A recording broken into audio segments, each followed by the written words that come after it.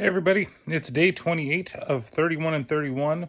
We are down to the last 3 days, last three movies, four movies. Got three more, something like that. Um, so today, the movie is from Indonesia and it's Satan's Slaves. Now, this was touted as the highest grossing box office horror movie in Indonesia. And I can see why. So unlike the tag-along, right, where the tag-along was, highest grossing in Taiwan, and it was just kind of okay. It wasn't bad. It wasn't like fantastic. I am fucking surprised. I love this movie. This is really great. It's really good with the scares. It's really good building tension. It has a pretty good story. It's a little, I'd just say a teeny bit weak, but it's got an ending that I absolutely love. And there's a sequel that's coming next month, actually in just a couple of days after Halloween, on I think November 4th. It's going to be on Shudder. So I'm really looking forward to seeing what the sequel has in store and where the story goes from here.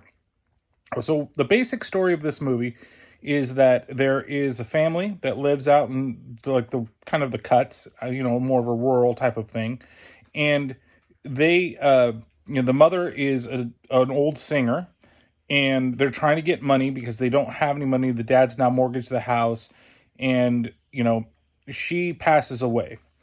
And she, like, in the beginning, she's got like this bell that she keeps ringing to have the people come help her because she's disabled, and then she dies. And then just weird shit just keeps happening in the house.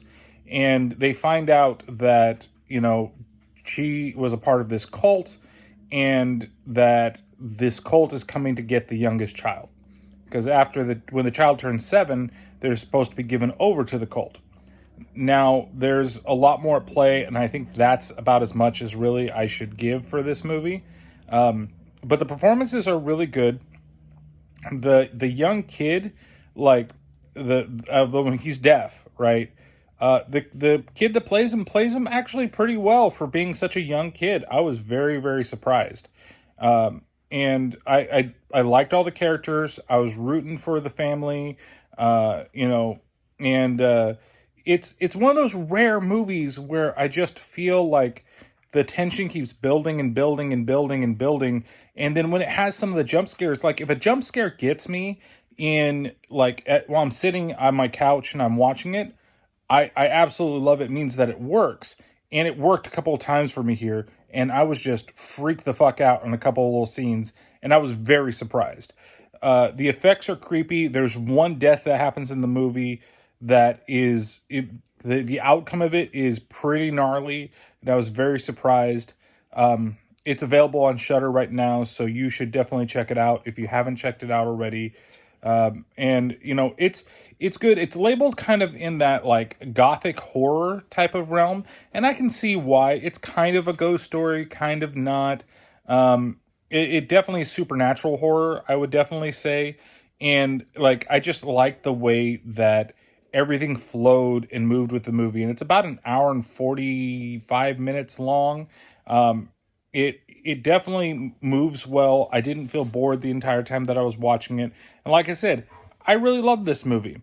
There are a couple things that kind of hold it back, I think, from a perfect score from me. But there was one part that was so goddamn funny that I laughed out loud when I saw it because it caught me so much off guard. And it has to deal with a wheelchair. And if you've seen this movie, you know what scene I'm talking about. But like I said, so many little things just kept surprising me as I was watching the movie. And yeah, I mean, I can kind of tell that some of the people, the acting's kind of like shaky. It's one of the first ones.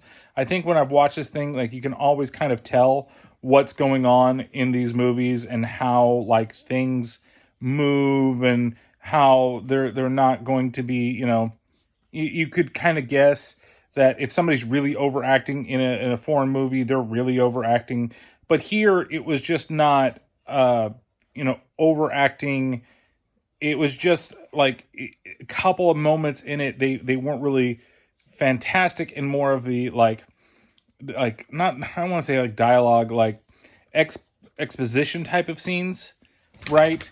And our main like female protagonist, the daughter, Sometimes she was really good, and sometimes she was just kind of okay. But in the scare department, when they were scared, like good, and she had a very good like, oh my god, what's going on? Like slowly freaking out face, like she's trying to keep it together but can't really keep it together. And so and so I really did enjoy this film. This gets a solid 4 out of 5 flying wheelchairs. It is just fun to watch. It's a good movie. Give it a chance. And Reina also enjoys it as well, as you can hear. But yeah, so we've got, like I said, 3 more movies, 29th, 30th, 31st. What are we going to be watching? I almost wish the sequel was out because I'd watch that fucking tomorrow night and get the series out, but it's going to be out in a couple days. And so if that happens, there might be a regular review. We'll see what happens with the whole thing because I'm actually kind of excited to see it. And we'll see what's going on. And there's good old Rena hanging out. But yeah, so we'll see what happens next time in one of these 31 and 31 horror movie reviews, and we'll see you tomorrow night.